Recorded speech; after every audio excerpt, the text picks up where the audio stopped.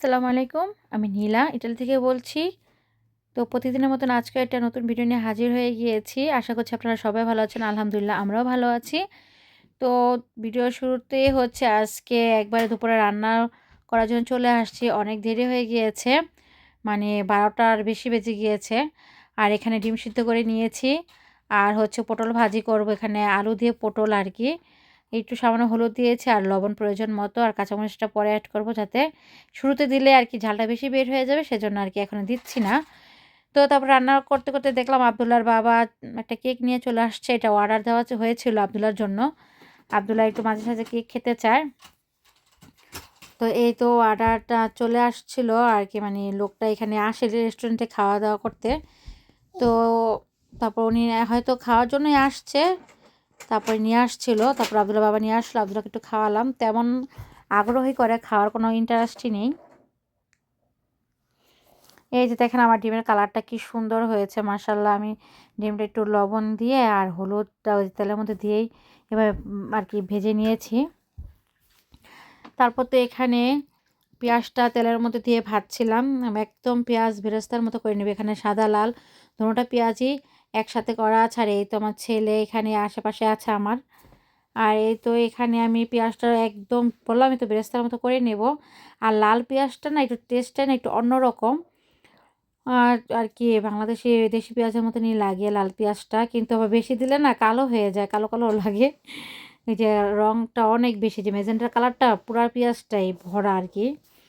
তো যাই হোক, এখানে তেজপাতা দিয়েছে, হলুদ ফাঁকি, মরিচ ফাঁকি, ধনিয়া ফাঁকি, লবণ স্বাদ মতো, একটা কাঁচামরিচ দিয়েছি, প্রয়োজন হলে আর দিতে পারি। আর আদা রসুন বাটা দিয়ে আজকে একটু ভিন্নভাবে আর কি তেলেই সব মশলাটা আর কি একটু পেঁয়াজের সাথে কষিয়ে নিয়েছি ভেজে।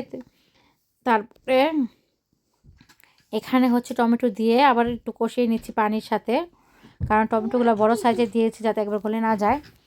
গলে গেলে না ভালো লাগে না, একটা টকটক লাগে অতিরিক্ত আর কি, কেমন যেন।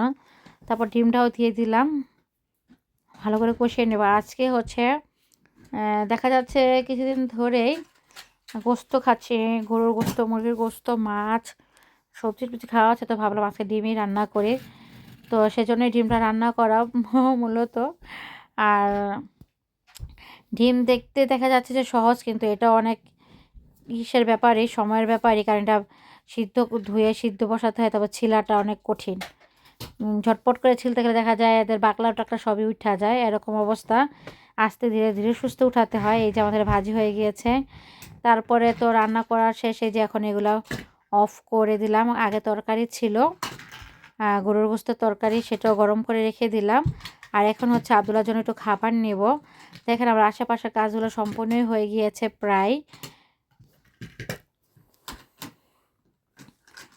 তো এই যে এখন হচ্ছে আগে ছিল কি বলে টমেটো চাটনিও ছিল কালকের। তো এই যে আমার হচ্ছে টমেটো ভুনা আর কি, টমেটো পেঁয়াজ দিয়ে ভুনা করেছি ডিম, আর পটল ভাজি, আর গরম গরম ভাত। একটু ছেলেকে ট্রাই করব দেখি। তো এখন তো ভয়েস দিচ্ছি, দুপুরে তো করেছি ট্রাই, কিন্তু খাইনি, রেখে দিয়েছিলাম। তো যাই হোক, এই যে এখন আজকে ইফতারিতে দেখেন আমি ভাত নিয়েছি পটল ভাজি দিয়ে, আর ডিম ভুনা, আর কালকের তরকারি ছিল সেগুলো দিয়ে। তো ঝটপট করে খাচ্ছিলাম। আব্দুল্লাহ এত কান্না করছিল, অল্প একটু ভাতই খেয়েছে। যাই হোক আলহামদুলিল্লাহ, ইফতারির সময় বেশি খাওয়া যায় না, খেলেও খারাপ লাগে অনেক। আর পাশে কিন্তু আব্দুল্লাহর বাবা আব্দুল্লাহকে গল্প শোনাচ্ছিল, ভাল্লুক আসছে নিচে, এটা সেটা অনেক কিছু বলছিল কাজে যাওয়ার জন্য, কিন্তু পারতাছিল না। তারপর আমি ঝটপট করে খেয়ে নিচ্ছিলাম।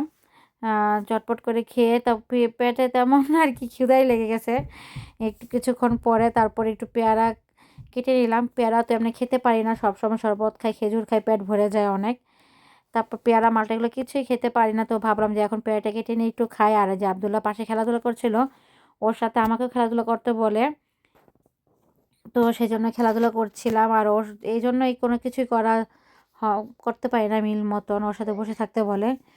তো এই তো আমার ছিল আজকে সামান্য সিম্পল প্রতিদিনের আর কি ব্লগ, যেটা আপনার সাথে শেয়ার করি। আজকে একটু শেয়ার করলাম ছোটোখাটো একটা ভিডিও। তো অবশ্যই ভিডিওটা পাশে থেকে যাবেন, আর জানাবেন যে আজকে ভিডিওটা কেমন লাগলো আপনাদের কাছে। আমার ছেলেকে খাবার সাদলে কিছুই খায় না, ফল টল সবজি কিচ্ছু খেতে চায় না। তো আজকের ভিডিওটা এ পর্যন্তই। আপনারা ভালো থাকবেন সবাই, আল্লাহ হাফেজ। আমাদের জন্য